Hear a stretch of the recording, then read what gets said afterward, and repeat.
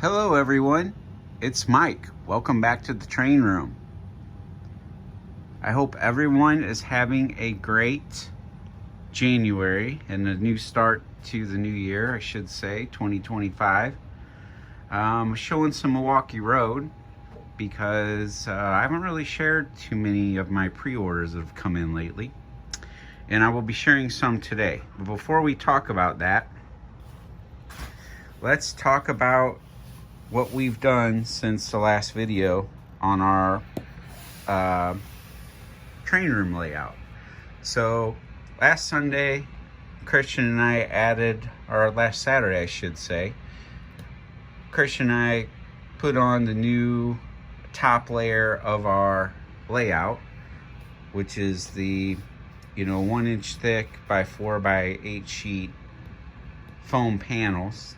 Because obviously when I tore up the old layout, it was all attached to the top layer of the 2 sheets we have. Because as I've mentioned before, the top of our layout is only foam. That's it.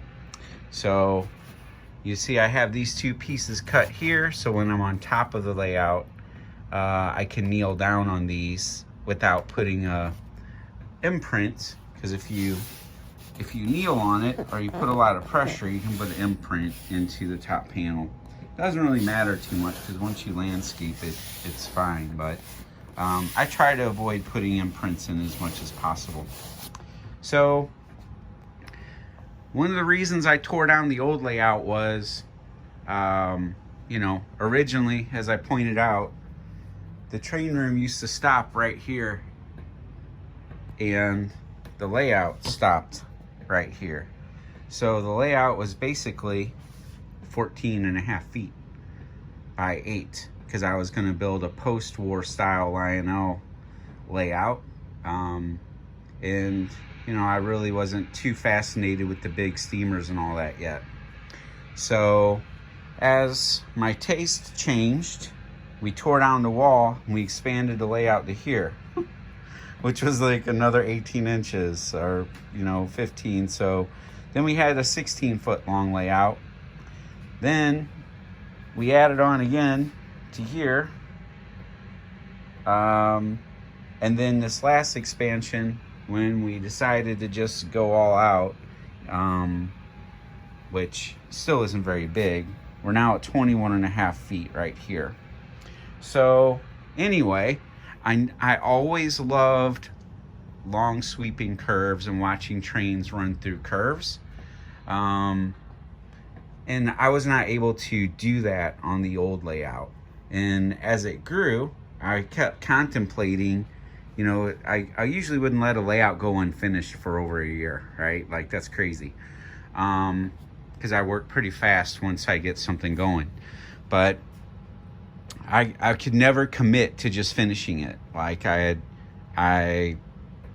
like the mountains and I like the inclines and declines, but once I expanded it, I knew instead of having just straight lines down each side, that I could totally change the layout and put some long sweeping curves for a degree of interest for when the trains are running. Because on a small layout like this, the more things that you can make interesting about the layout, the more fun it is.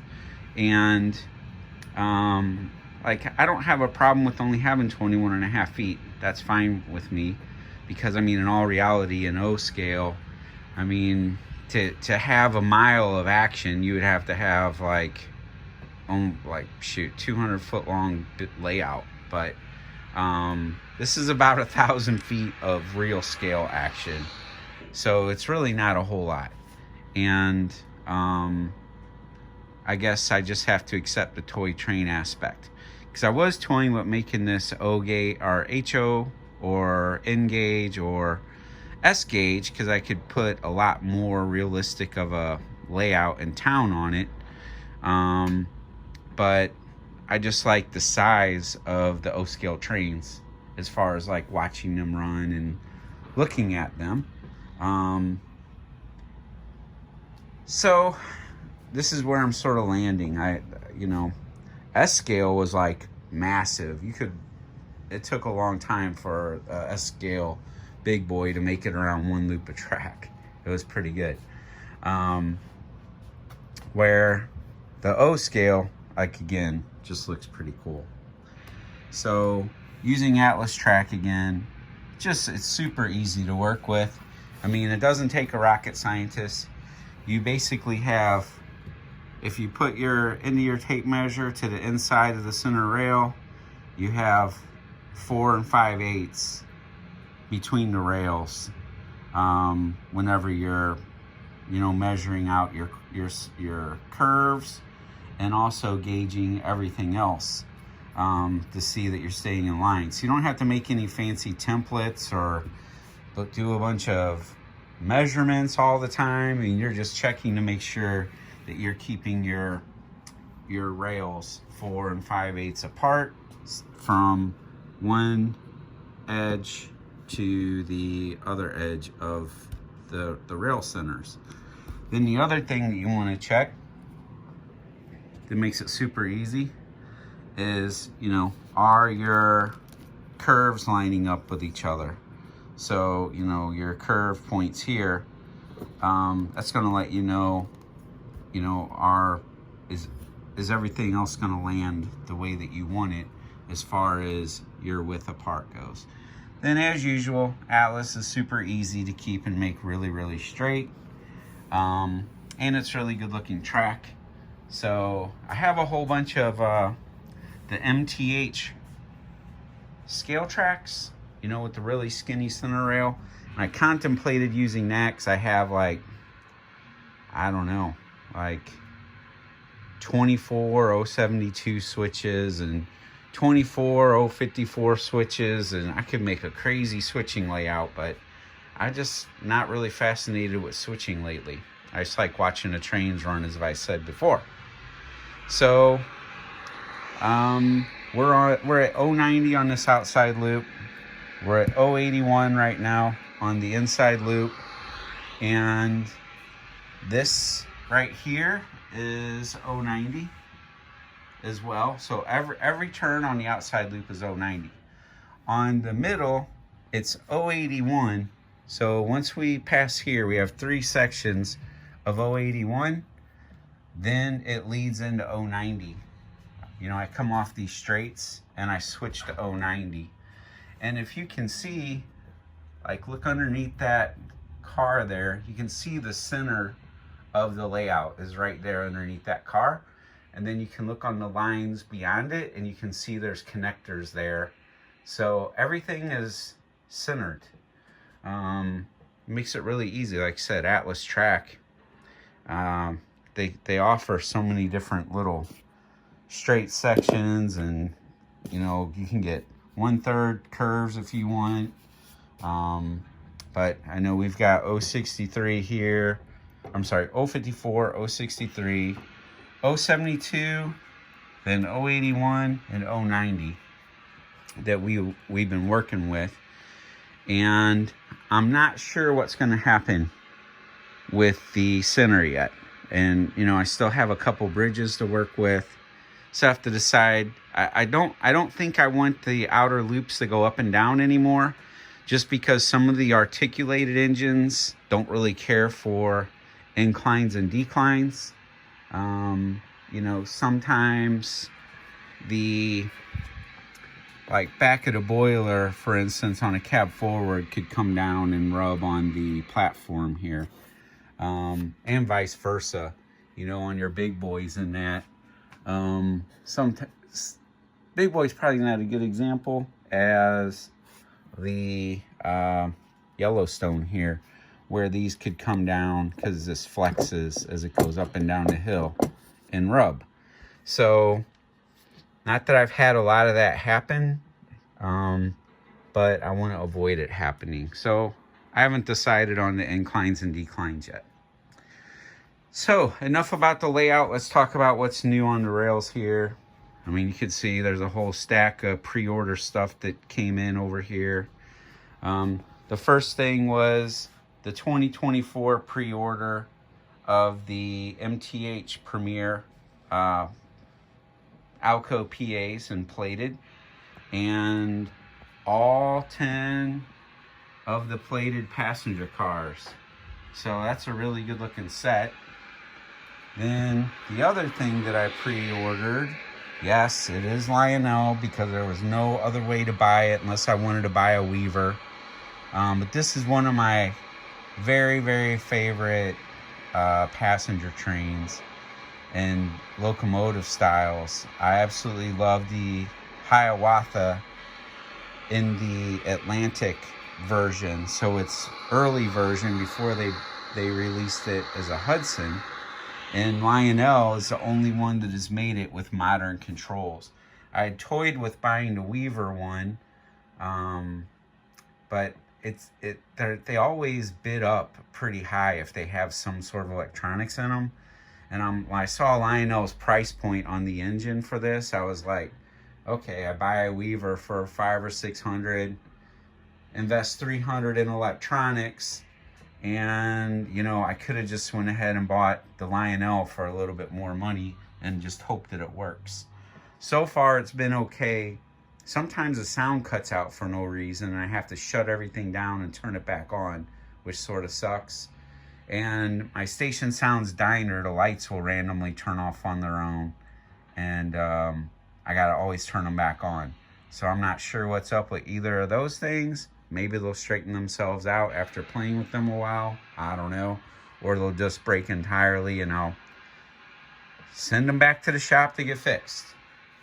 Speaking of getting fixed, I wanted to share, I'm going to run these two trains for you, but one last thing I wanted to share before we go.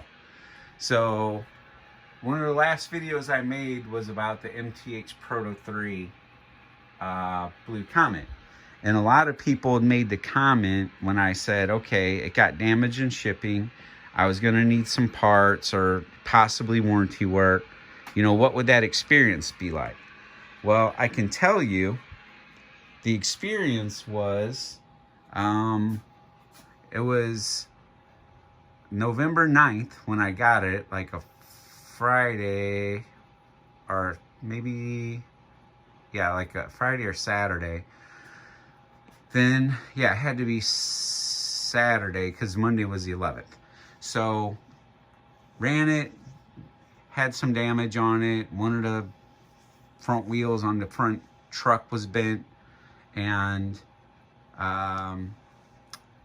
Roscoe, who owns Switch Stand Hobbies, where I pre-ordered it from, he reached out to me because he saw the video. And he's like, hey, you know, what things are you needing? Let's go ahead and get it squared away. And so on Monday, November 11th, he ordered me a new whistle, a new front truck, and it was in by Friday the 15th. So MTH was that fast in turnaround on those parts. So ordered on Monday, which was Veterans Day, and then got them on the 15th. So in the meantime, I had bought this little vise here, and I was able to straighten out the front truck all on my own. So it's running and looking beautiful now, and just waiting for the passenger cars to come in for it. All right, so let's move on to what's on the rails here. So I have the volume just turned off on this engine because it's so loud. So you know me, I'm an AB guy, not an AA. So I've opted for locomotive 55L and then the B unit for it.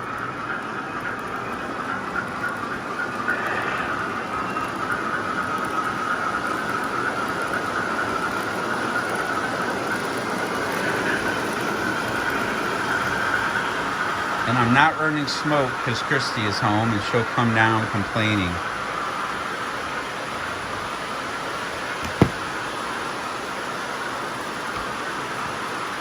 All right, then.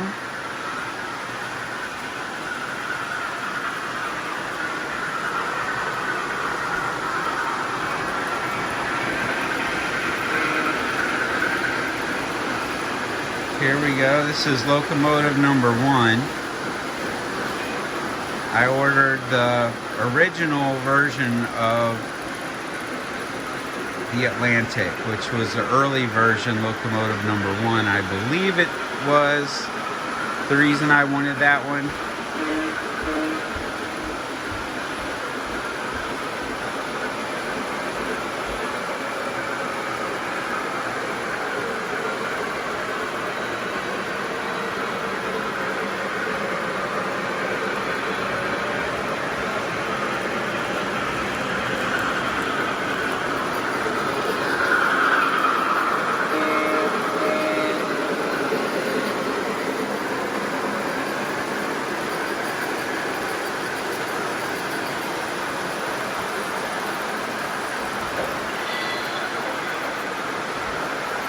So I love the sweeping curves.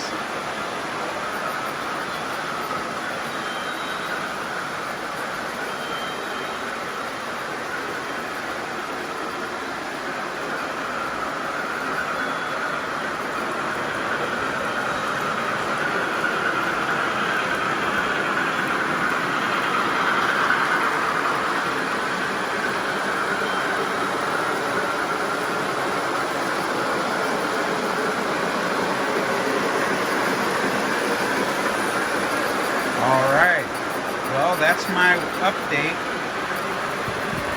on what I've been up to here in the train room.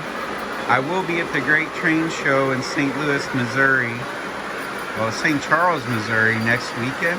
It's one of the best, well, I would say the best train show that we have in this area of the year. So if anyone's watching and you're going to be there next week, stop by and say hello. As soon as you walk in the doors, my booth is to the left. I'm the very first one in the row next to the layouts. So look forward to seeing you, and I will talk to you all next time.